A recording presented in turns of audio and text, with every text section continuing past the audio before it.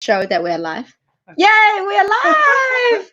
Hello! If you're online, do say hello.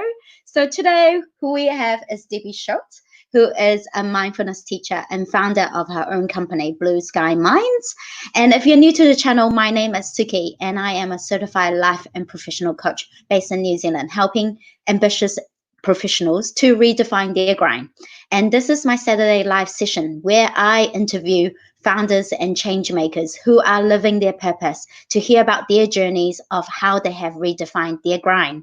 So who we have today is Debbie Schultz. Again, she is the founder of her own company called BlueSkyMinds that runs science-based mindfulness programs in organizations such as Xero and Southern Cross. She is a mindfulness trained teacher, and she has delivered programs for doctors, nurses, and healthcare professionals as well. She has been a leader in organizational development and coaching and consulting for the last 15 years. So she's got a huge depth of experience with her, and I'm so glad to have her with us today. So welcome, Debbie. Welcome to you too. Thank you. Great. We're coming to you live in her home right now. So I'm really grateful to have this space, this beautiful space to have this conversation with her. And what I would like to start with is that, Debbie, what did you want to do when you were growing up? Oh, that's a great question. Honestly, Suki, I had no idea. I really did. Like, I wasn't one of those people that knew what they wanted to do. Like, I just kind of knew that sooner or later I'd figure it out. Funnily enough, though, my mum wanted me to be a physio because she had a sore back and she wanted me to help fix it. Wow. All our parents want us to live in a way that is good for them or fulfill their dreams that they had. That's hilarious. Yeah, no, I didn't really have any childhood dreams to be anything in particular. Oh wow! Then how did you choose what you want to do in university? Like, well, I mean, back in the day, like all my friends were going to uni. Yeah. And my mum was the first in our family to ever go to university, and she did a BCom. Yeah. So I pretty much just followed in her footsteps. I thought, I don't know what else to do. That's true. I loved economics at school. Mm-hmm. So I just thought, oh well, I'll do a BCom and see what happens. Commerce degree is such a common degree. That's what I did as well. A commerce degree, thought it's useful somehow. Yeah. And what did you do with that degree afterwards? So when I finished, I honestly kind of still didn't know what I wanted to do, except I knew I wanted to travel. So I'd always knew in my heart that I was going to travel. So I traveled for 5 years. So wow. I started off traveling right through the continent of Africa, from South Africa right up to Kenya, all independent travel. Yeah. And then I did a year living in Edinburgh in Scotland, and I worked for the Royal Bank of Scotland. Wow. So I had a tartan uniform, big gold buttons, and I worked in the Foreign Exchange Bureau. So that was kind of my first real job outside uni. Wow. And then saved money and then travelled again and went right through Europe and Syria and Jordan, Israel, Egypt. Then ran out of money. As usual. Seriously ran out of money. Like, I was borrowing from friends, phoning mum, asking her for a loan. Yeah. Got back to London, lived in London for a year and worked for an investment bank. Wow. So that was really good experience. Yes. Travelled again, went through India, Nepal and Sri Lanka. Yeah. Then it was like the millennium. So I wanted to come home. I felt like I wanted to be home for that. So then I came home and I joined the ANZ. Oh, wow. Yeah. 5 years was traveling and working here and there. Like, what did you collect as a bag of experience through that? I tell you, my biggest learning was how naive and sheltered I was. I thought I knew it all at 21, right? Like everyone does. Yes. And I learned things like personal responsibility. I didn't look after my backpack. It got stolen in Paris, and my passport and all my money was in it. You know, like I just had to learn self-reliance and how to look after myself. And I think I lived a pretty sheltered life up until that point, actually.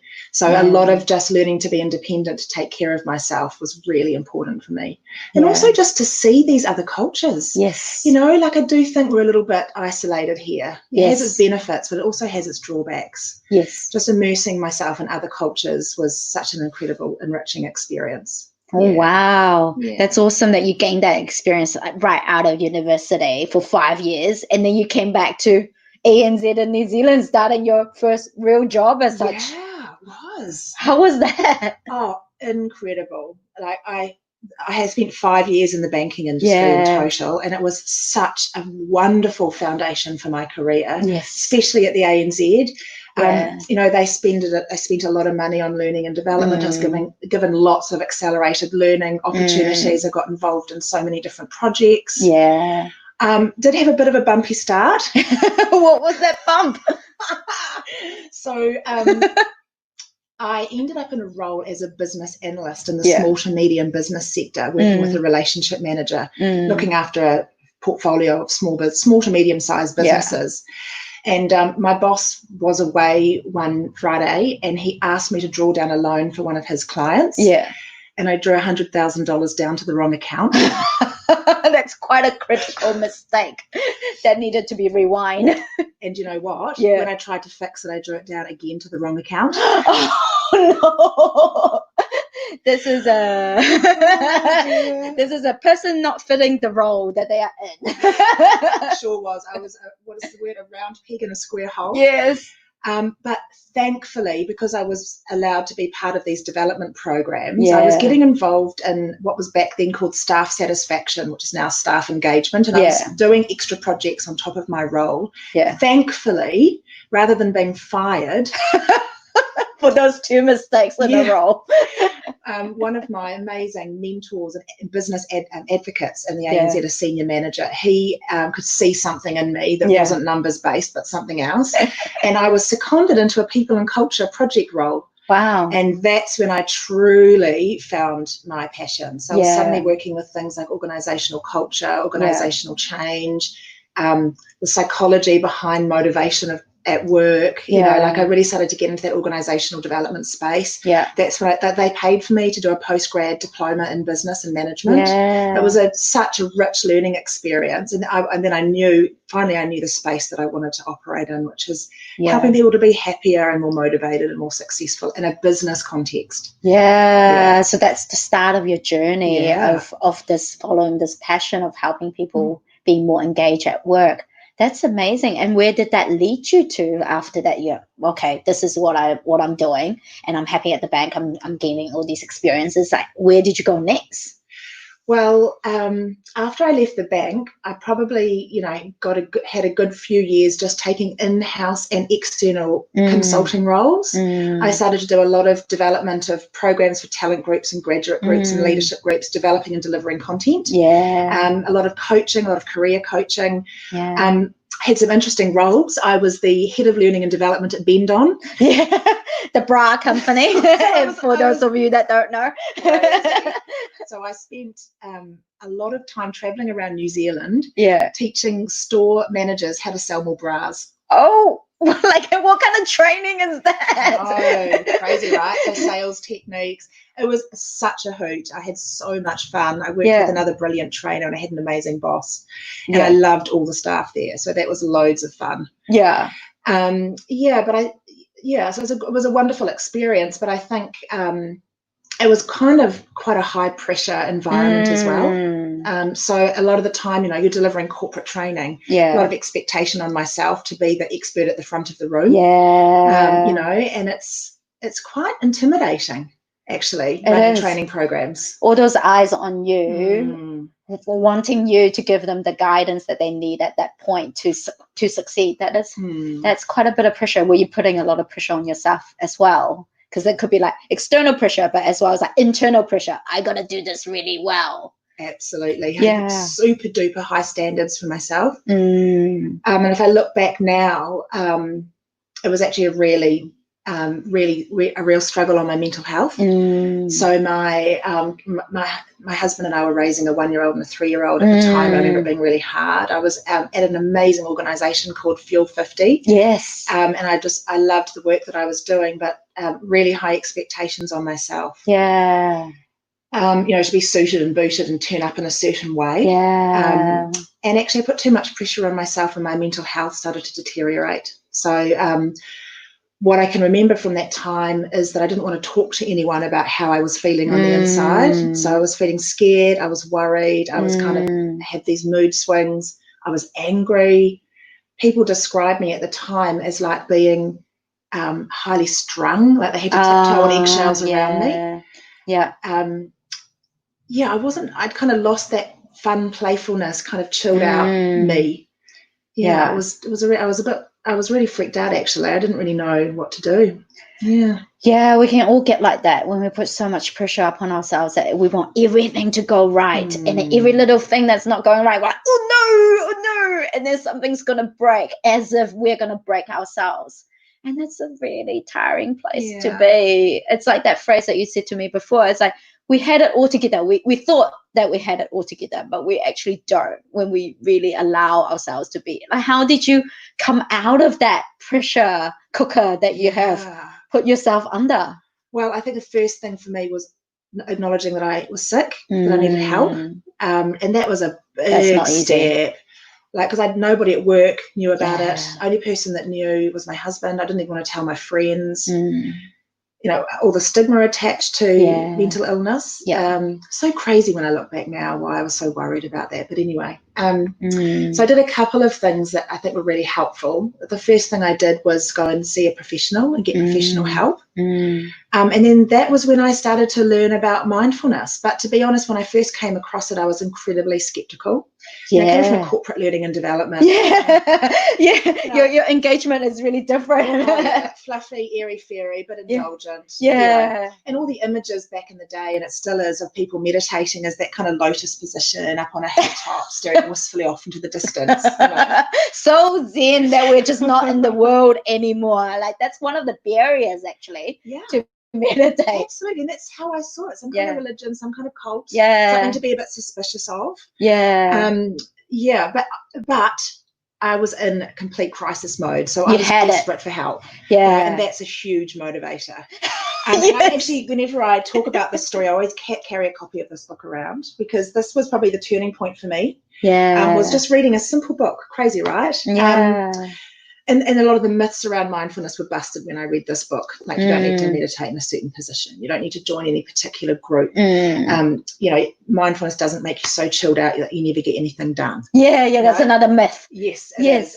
You don't have to be the thought police. You don't have to clear your mind of thoughts. We shouldn't be this or shouldn't be that. Like, all that is so tiring. It's not. Mindfulness is, for me, it's more about being aware of what is happening and being in that moment, and just enjoy that moment for what it is. And if it passes, it passes. If it doesn't, it doesn't.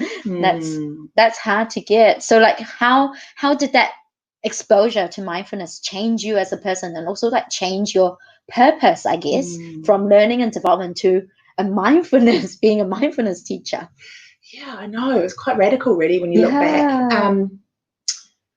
Well, I think what happened was, when I read this book, I got to chapter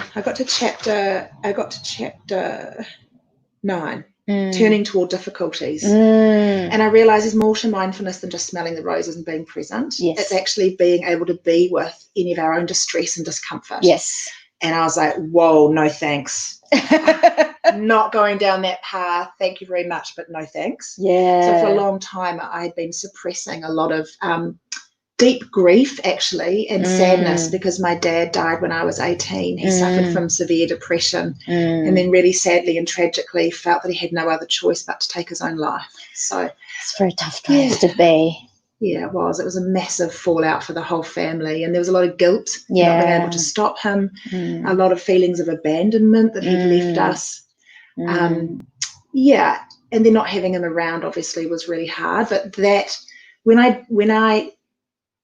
I got into this mindfulness journey, I was able to work with those feelings in a really much more skillful way, and really start to explore it all rather than suppress it all. And so that was the turning point for me. And then I read this book, started to work with the difficult, did an 8-week MBSR, mindfulness-based stress reduction course. It's been about 11 years ago now. Wow.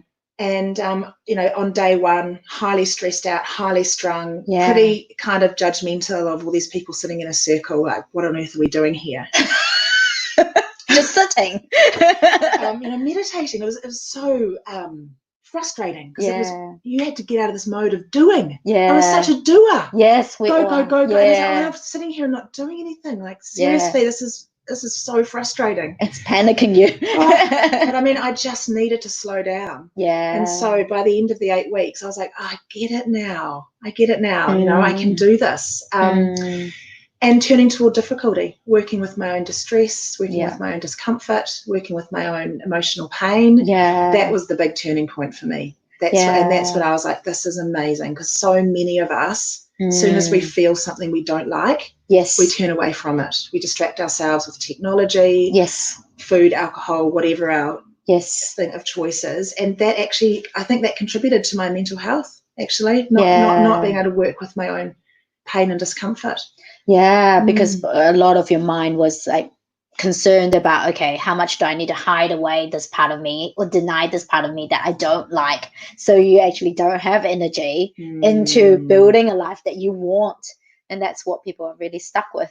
And then like this topic of moving forward in this forever change world is so much about that there's so much difficulty at the moment for people, but people are turning away or denying that it's happening, and turning towards difficulty requires a lot of courage, a lot of self-compassion as well. Absolutely. Yeah. What's your insight around that? Oh gosh, if there's one topic I'm so passionate about right now, it is that ability to really contemplate and work with your own difficulties, distress. You know, and I see this with the clients that I work with. I had one senior leader I've been working with at the moment, and she's going through a really rough time with personal challenges. And she suddenly got really distressed because she was quite emotional, and there was kind of tears.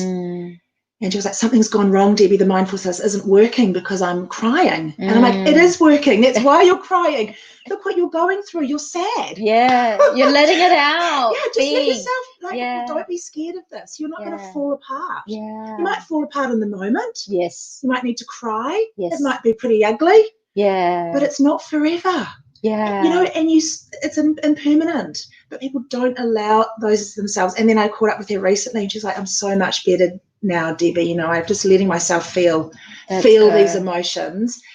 And it's so much more liberating than pushing them away. But we're so scared of feeling emotion, of distressing emotion. So, like, for me now, I feel like I can really work with my own difficulty, and it creates this capacity to be able to work with others. So if somebody's really upset with me, I don't freak out. Yeah. You know, I can actually just be with them, and I don't have to do anything special or say anything. Yes. It's just creating a space for them to explore what's going on for them, and I really love doing that.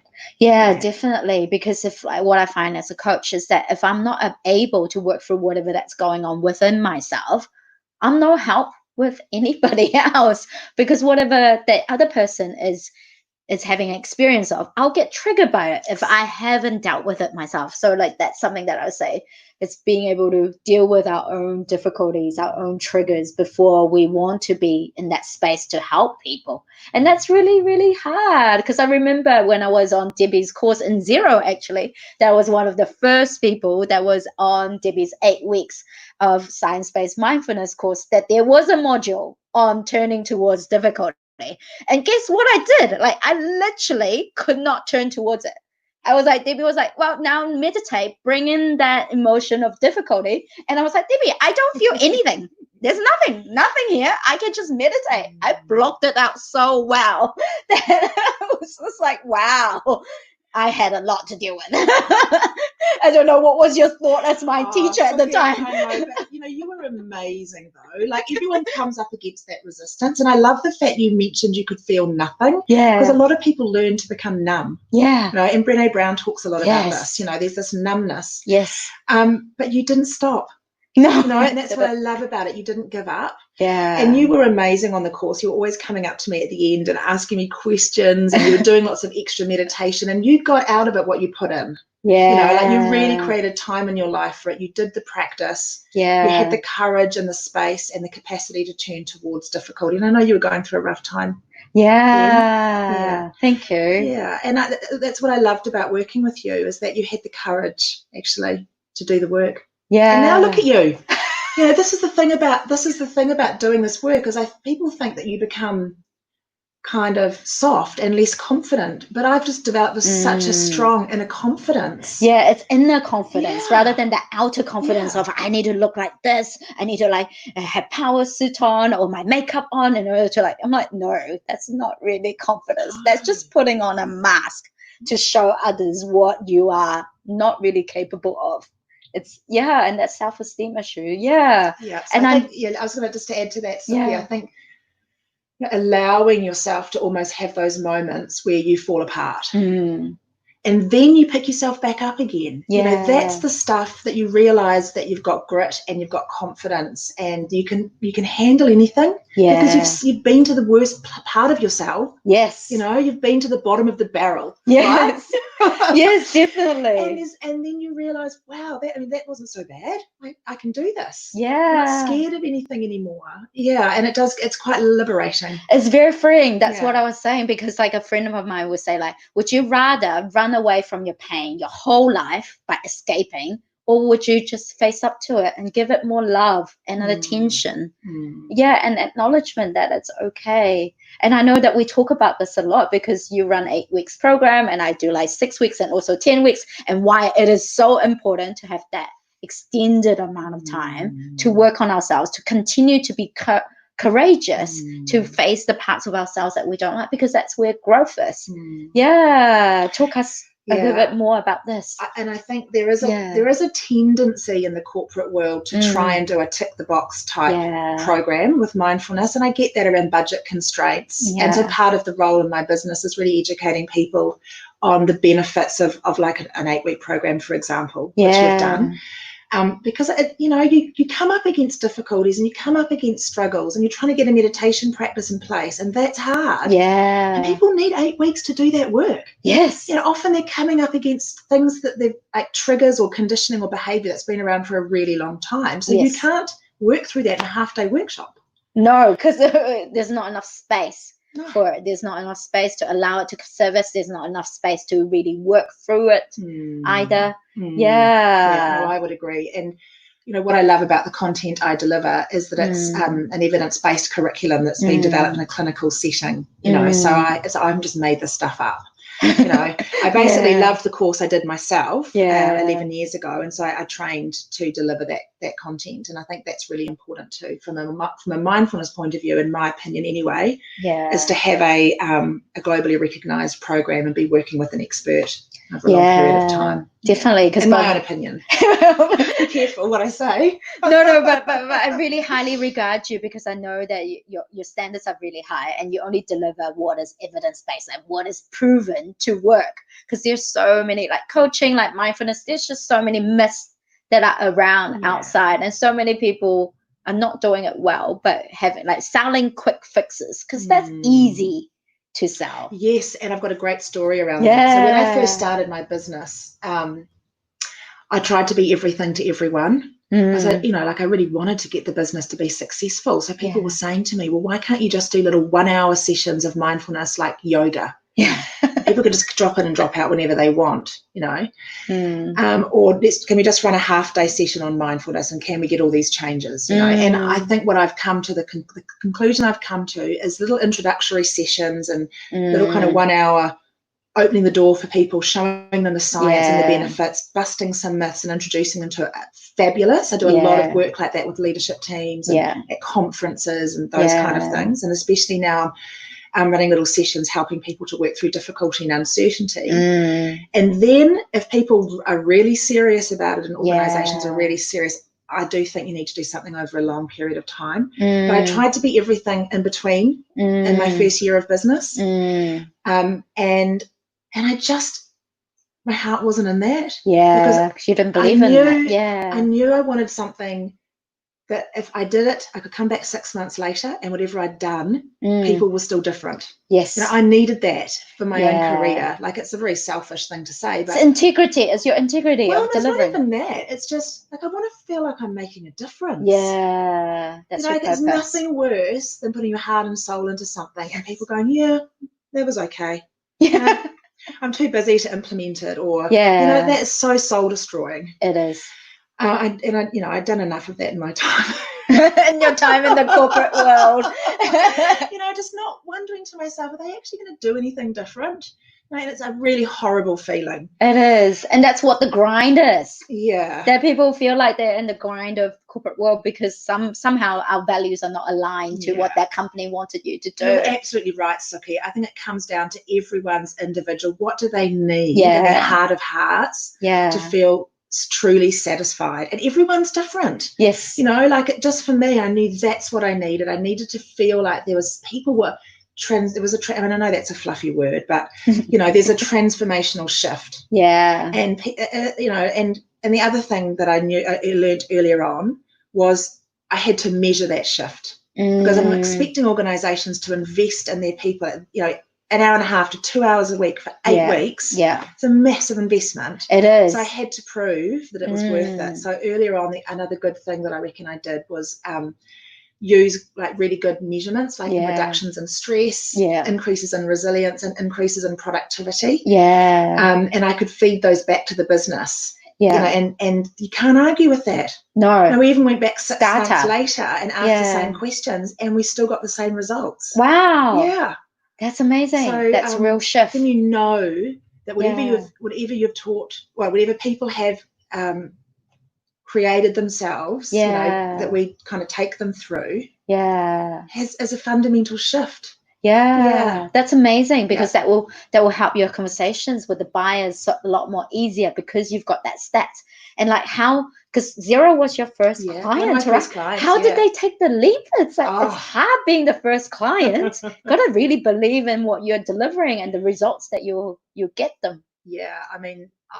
Head off to Xero. Good on them for being an early adopter and really embracing this. And there's a couple of other organisations. There's a little commercial company called Urban Partners that were the first ones to take the leap. I'm always so grateful to them. And then Xero were probably one of the next ones that decided to jump on board. And honestly, I think having a background in organisational development, having a business background, delivering an evidence-based program that I'd been trained to deliver was enough to get a foot in the door. Yes, that's right. And we agreed to run a pilot and to measure that.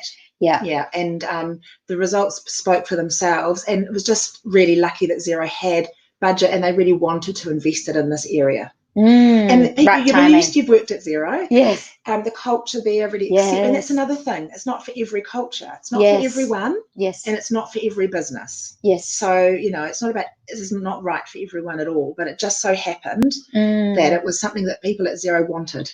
There was a huge demand. we've trained over 400 staff there now. 1 in 4 Xeros in New Zealand has been through the 8-week course. That's amazing. And there's still people, signing up. So word of mouth now, that's true. Cool. Creating champions within organization to take that mindfulness practice and to go it's okay not to panic.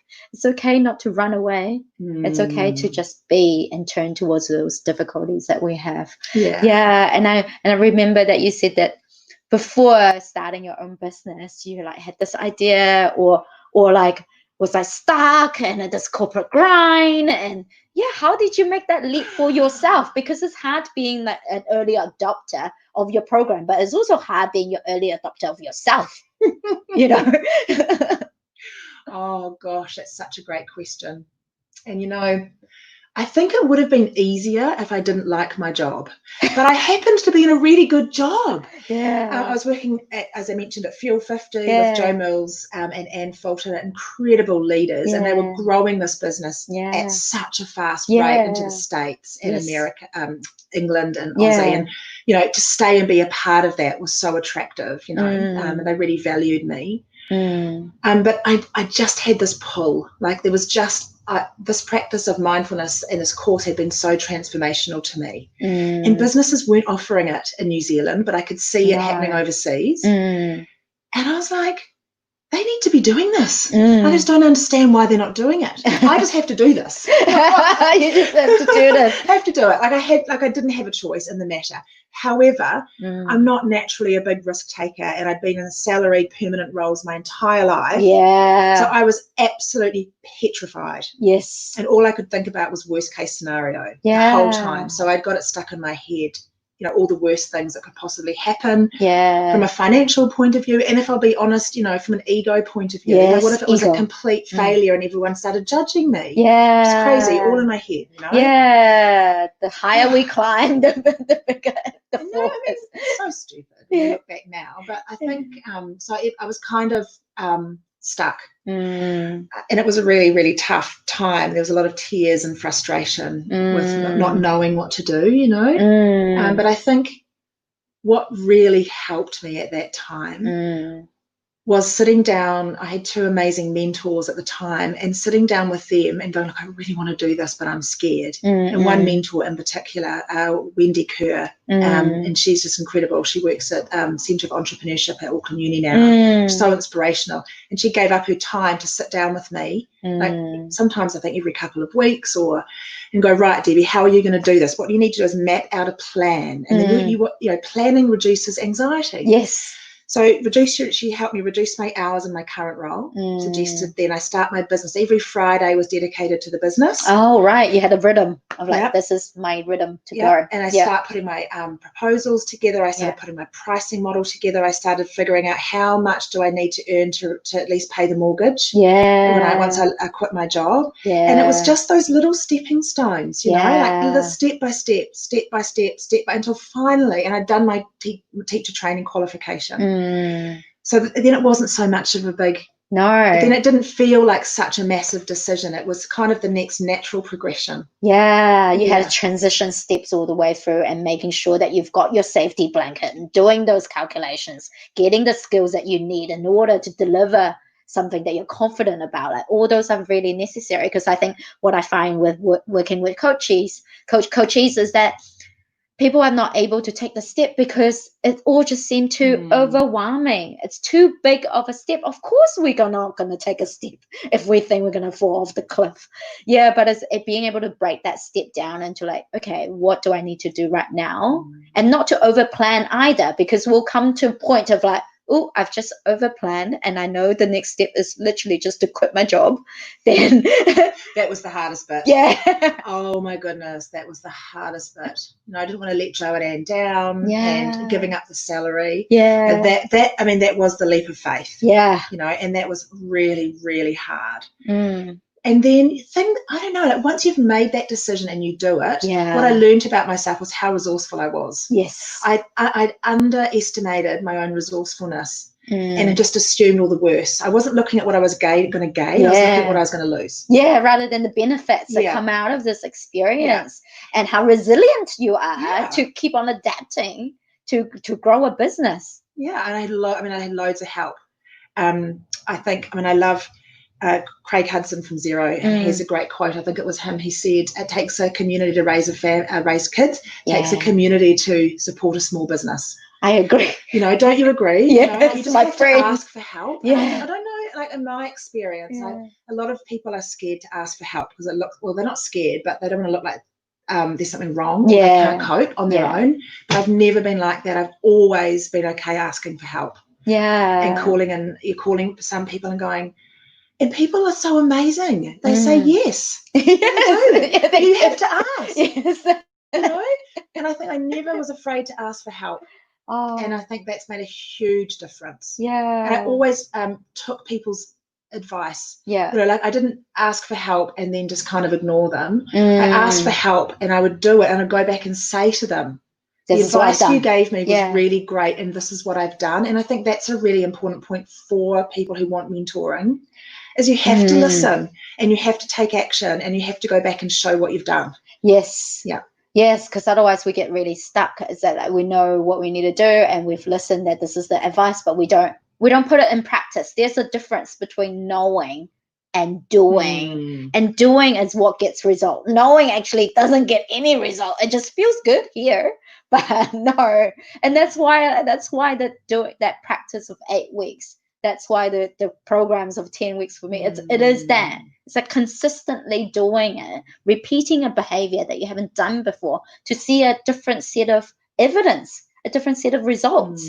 Because if we repeat the same behavior, we'll see the same thing. But that's not where we want to be. No. Yeah. So, I think I had to kind of unlearn some behaviours around that reliance on a regular income, around taking risks. You know, like I had to take a lot of risks when I first started my business, and that was really scary. A lot of public speaking, which was really daunting, and really put myself out there. And I think one of the things, other than having coaching and mentoring, the other really good piece of advice I had was like that you know, not being everything to everyone. So you imagine a broad spotlight, you narrow it down to laser focus. So I knew I wanted to be able to offer sort of introductory sessions, and then I knew this 8-week model was the best thing I could possibly do. And that So laser focus. And, you know, because other pieces of work came up for, you know, I used to be a career coach. I used to design and deliver programs. So I did a little bit of contracting on the side to start with in these other areas. And then although it was really hard, I had to start saying no, because I knew I had to focus all my attention on this one area if I wanted to make it successful. I thought, and that was a piece of advice given to me. And that's a piece of advice I would give to anyone wanting to embark on a change. Like pick one thing and put all your energy into that one thing. If you can, from a budgeting point of view, I appreciate it's not everyone's, doesn't have that luxury. Yes. And that's so critical, being focused, laser focused. And that's really hard, because I find as I start my own business, it's so easy to say yes to this, yes to that, and then not having that strategic mindset of like, this is what I'm about. And I read this book by Seth Godin, and he's like, what flag are you flying right now? Because you got to fly that flag really well for people to see what you're about. If you're not sure what flag you're flying, you better be sure about that. But I mean, I will just reiterate that when you're first starting out, like when I was first starting out, I said yes to everything because I just wanted to pay the mortgage, right? So you have to do that, or else you're going to be lying in bed worrying about where the next piece of income's coming from. But then over time, as the business started to pick up, then I could be in a position to really just focus on that. And that was such a great decision, and I'm so glad I listened to people at the time that, you know, kind of gave me that advice. Because where are you now with your business? Like, how many companies or what kind of programs? Honestly, it's been such an amazing journey.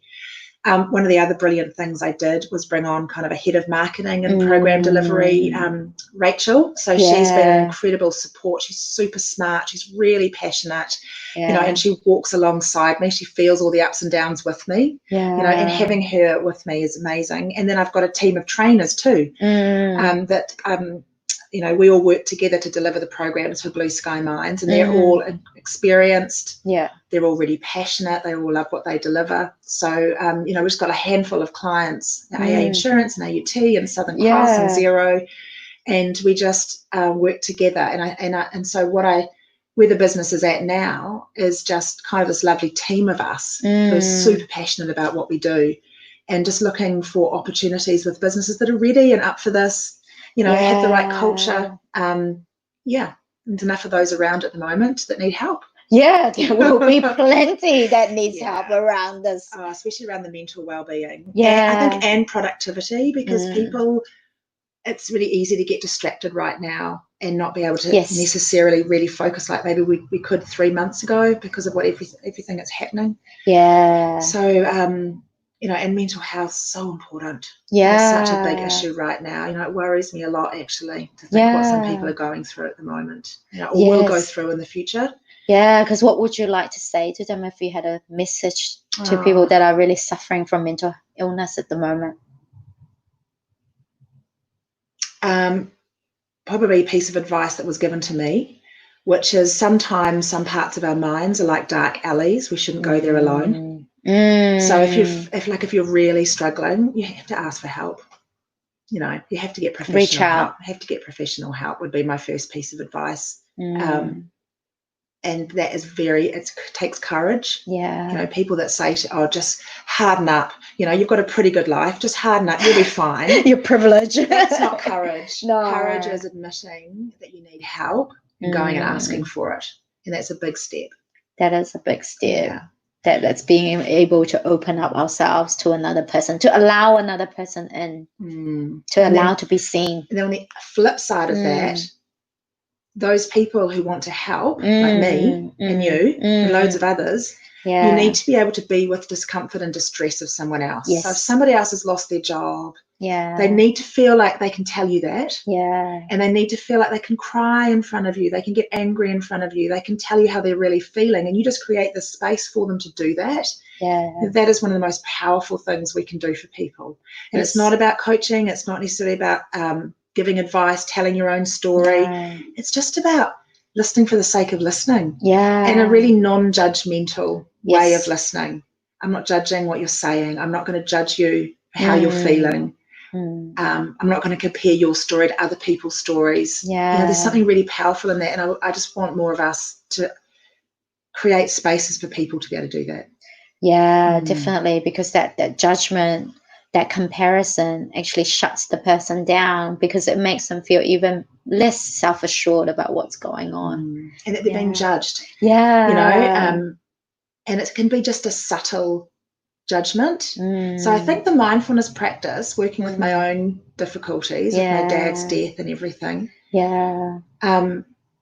I don't get distressed when other people tell me things. And the self-compassion component, actually, there's a piece of research that's was done fairly recently, that people that practice self-compassion, when they look at distressing images of people in pain, like photographs, it doesn't activate the part of the brain that shuts down and turns away. It activates. It helps us to stay open and move toward and support that person. Yeah. Whereas, and it's totally natural to want to shut down and pull away to distress. Yeah, but because it's pain. Yeah, because mirror neurons, right? Yeah. We feel other people's pain. Yeah. But we need to be able to feel it, but then turn to compassion and stay with it and stay with that person. Yeah. And know fundamentally that, you know, they will be okay. You don't have to fix them or rescue them. No, or pity them. No, that's the worst thing. Yeah. No, fundamentally knowing that they're going to be okay and that they've got, you know, they've got the resources. They're just at a point in their life where they just need some help. But ultimately, they'll be okay.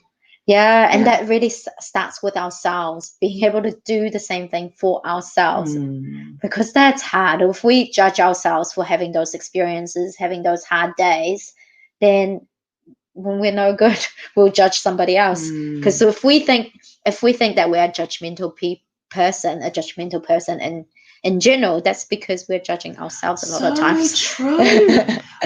Honestly, Suki, that's so true. And I was like that. So, you know, back when I was really struggling, because I was so judgmental of myself and not being able to hold it all together, I was more judgmental of other people and less kind. And the more I could kind of turn towards my own difficulties and stop giving myself such a hard time, you know, I stopped turning on myself. The more I'd learned to do that, the much easier it is to.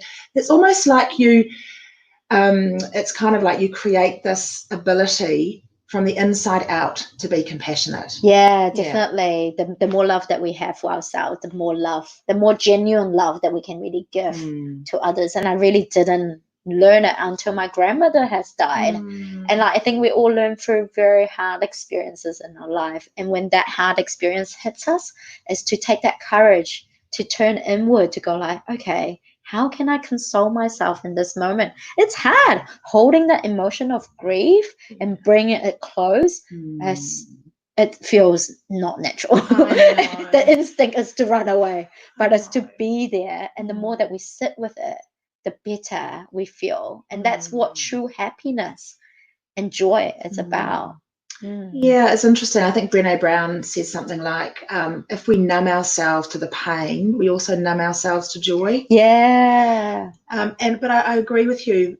But it's about how much of the pain you let in, when, and what you're up for. Yeah. So I don't advocate just somebody flooding themselves with this grief, because, you know, that can ultimately be quite traumatic. Yeah. So I think it's titrating and knowing what you're up for. So, for example, working with the trauma of my dad's death, over the years, I've been able to let more of that in and sit with more of that. But I could not have done that when I was 18 when he died. And it probably was a good thing. Yeah, you know, it was survive. I just had to survive. It was too big to get my head around, right? And so that's okay too. You know, like you've got to turn toward these things when you're ready. Yeah. And you've got the space and the capacity to actually do the work. Yeah, when it's the right time. Yeah. yeah, how do we know when is the right time? I think there's an inkling of interest for me. Like if I'm like, I want to discover more, but I'm a bit scared, and that's when I know it's the right time to do it. And that's when my coaches know it's the right time to join programs. It's like a mindfulness program or a coaching program as well. It's when you feel that inkling to discover more, but you're a bit scared, then it's just take that leap of faith. And then once you've worked with something and turned towards it, it's like, I can do this. Yeah, the ability. I can actually do this. Yeah. And like that, like I said before, that is so liberating. Yes. Yeah. Yes, definitely. That. But I've got a funny story to tell you about this, because I wasn't always very good at it in terms of being with my own distress and distress of others. So when I was doing my mindfulness teacher training course, we had to do a 9-day teacher training intensive. And it was in this big old brick monastery in a place called Barrel, about an hour out of Sydney. And so off I went over there with, 40 other hopeful mindfulness trainee teachers. And over those 9 days, we were taught the curriculum content, and then we had to train, and we were watched and assessed on how good we were. It was really so much pressure. So much pressure. There was a lot of pressure. And I remember we were being taught, and we were all sitting in a circle, a small group of 9 of us, by one of the teachers there, on how we turn towards difficulty. So she was taking us through a meditation of how we can gently turn towards difficulty. Not surprisingly, somebody started to cry. Oh, this is so hard, I'm really struggling. And then someone else started to cry. It was all tears that needed to happen, right? But guess what happened to me? You just blocked it out. Totally. I just went numb. Yeah, you're like, no, this is not me. I went numb. I was like, oh my goodness, I don't care. How can I not care? Like, I started to question my ability to care. And then I got angry at the teacher for making everyone cry. It's all defense mechanisms that are coming out of you. So funny. I was going, look, why are you teaching us this content? What is the point of making everyone cry? Oh, so embarrassing. Anyway, we all go through those stages. Luckily, what happened was the head teacher, Timothea, after the course, she video called me to tell me if I'd passed. And I was like, oh my goodness.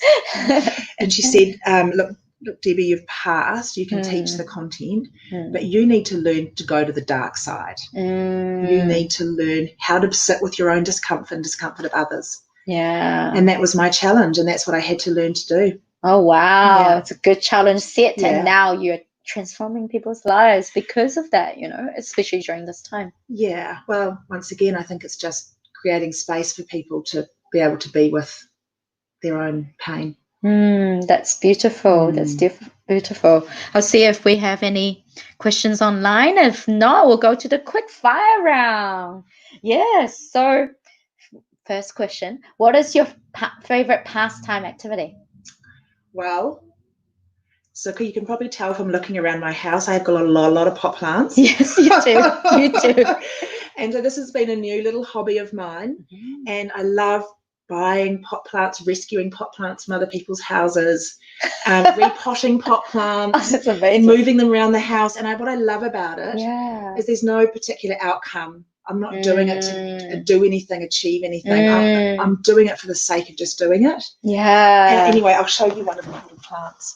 Look at this guy. It's so beautiful. Yes, aloe vera. So I bought this at a secondhand store. Yeah. And I just thought, I'm going to pot things in this. So for me, it's a bit of a creative outlet. Yes. Yeah. Yes, it really fills your soul. And I love what you said about there's no particular outcome, because that's something that people find with meditation as well. I need to get to this outcome of being Zen, or with career, like I need to be like this position. And that really drives a lot of like insanity that goes around in our head. Yeah, that needing to achieve something, the striving. Yeah. And I was such a striver. And, I remember when I was at my peak, just things like having to fill my car up with petrol was so frustrating, such a waste of time. You're like, 20 minutes out of my day.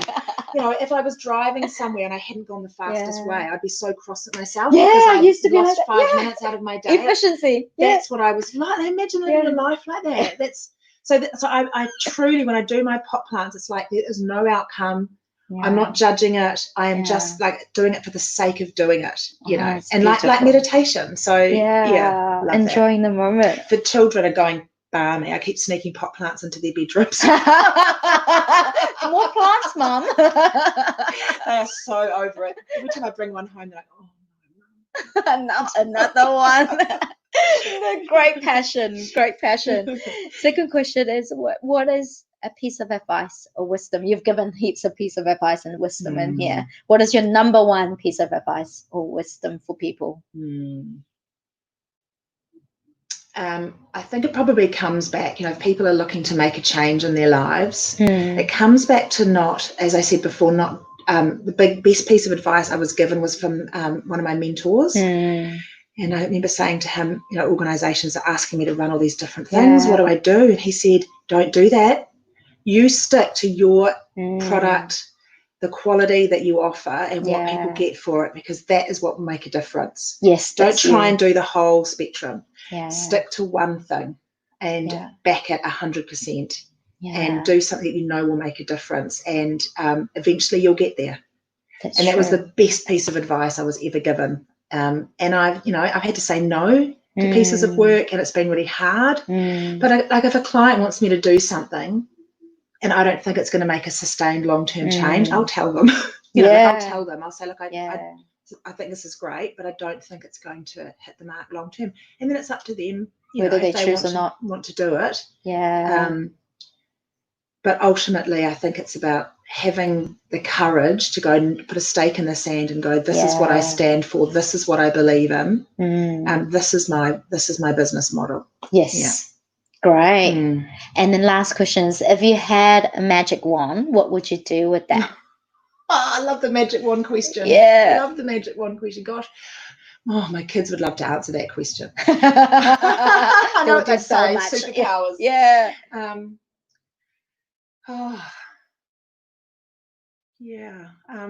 The obvious ones are get rid of this hideous virus that's causing so much havoc. Fix the climate. If I could do those two things, it'd be pretty cool. Yeah. But if I was allowed one more, I have one more. Yes. Jenny wishes one more. Yes. If I had one more, just talking about my dad with you, thinking about how he suffered before he died, thinking he had no other choice. I would love for no one to ever have to go through that again. Yeah. I'd really love it if people didn't have to feel that was the only choice that they had, because what they're dealing with is too hard. That they're done with life. Yeah, and I think the skills that I teach at some level stop people getting to that point. Yes, because obviously my dad decided that the pain was too great. Yeah. The emotional pain he was in was too great for him to cope with. And I would just want people to have the skills that they can be with that pain, so it doesn't end up the same way Dad did. Yeah, definitely. We don't want to be the ambulance at the bottom of the cliff. We actually want to be preventative before the cliff hanger. Yeah. And, empower people with their skills to do this for themselves. Yeah, definitely. There's so much passion in you, Debbie. I can see so much love that you've got for this world and people around us as well. So thank you so much. And if you want to find out more about Debbie and what she does, go to her website, BlueSkyMinds.org, where you can find the programs that she runs and also the organizations that she runs those with. More information about that. And if you want to find your purpose on what you are about and how to transition into this type of living, then visit my website for the purpose program that I run, which is a 10-week program to gain your self-confidence and self-love, as well as finding that vision for yourself. And join another Saturday live session. Next Saturday, I'll be interviewing the alumni from my program, talking about how they have found this purposeful journey being with me as their coach. So thank you so much, Debbie, for today. Thank you, Suki. That was so much fun. It was. I really enjoyed our conversation. And see you. Bye. Awesome.